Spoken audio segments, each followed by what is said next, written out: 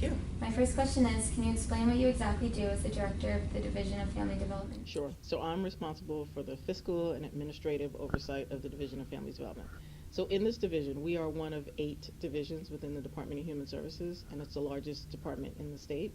And so in the Division of Family Development, we have child support, child care, TANF, which is our welfare program for families, general assistance, which is our welfare program for singles or couples without children, and child care. So we do child care for the state. So those are our 5 major programs.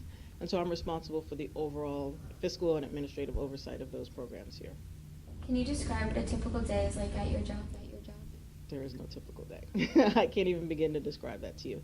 I think that there is no typical day. I don't even know what else to say about that. It's you got to be on your toes. You have to be ready for whatever happens, because things could happen overnight. Things could happen first thing in the morning. There could be legislation. There could be something from the governor's office or the department. So there is no typical day. What would you say is your favorite part of your job? I think my favorite part of my job is the fact that we help thousands of people and thousands of New Jerseyans every day. So I think knowing that, even with some of the struggles that come with the job, that's my very favorite part of this job. What would you say are some of the challenges that you face? I think some of the challenges is that sometimes people don't understand that we have federal regulations that we have to follow. So people don't necessarily like our rules or the requirements for our programs and don't understand that. But, we have regulations and rules that we have to follow. So I think there's a lot of misunderstanding about how decisions are made, why we make decisions that we make, and so that can be a little frustrating.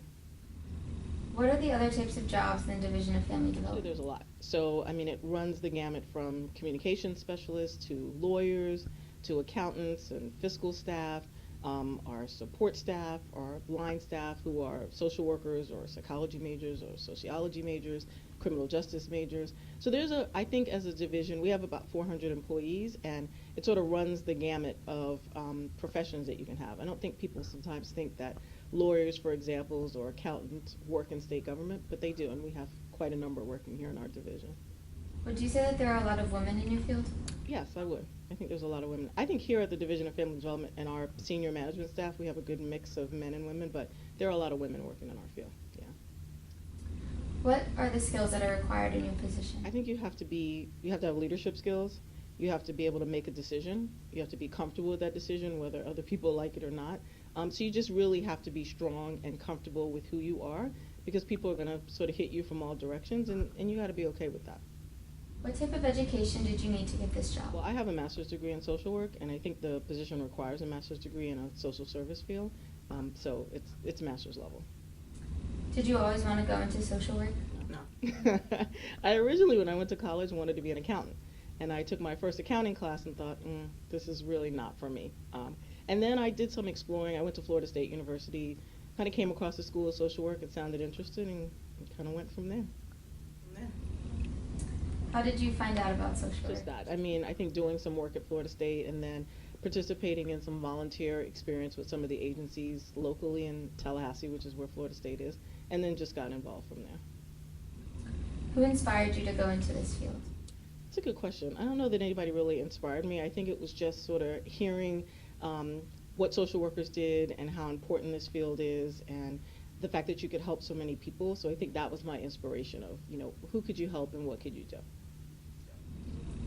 Did you have any role models growing up? I had a lot, actually. I have very strong women in my family. My mother, both of my grandmothers, my aunts, and so I had a long line of women. My great-grandmother, worked, and so I think the women in my family were very strong influences on me growing up. Do you have any advice for girls interested in social work? Yeah, I think that you stay the course. I think that you can do whatever you want to do, and I think it's powerful for women and girls to sort of set a standard and continue to keep following that. So I would just say pick your goals and go after them and never get deterred. And for my last question, what else would you tell girls when they're thinking about their future? Do something that you like and that you have a passion. It makes the job easier, it makes it fun, and just stay the course. Don't let anybody tell you that you can't do anything, because girls can do anything they want. Well, thank you, Natasha Johnson, for taking the time to discuss your work as the Director of Family Development for the state of New Jersey. Thank you.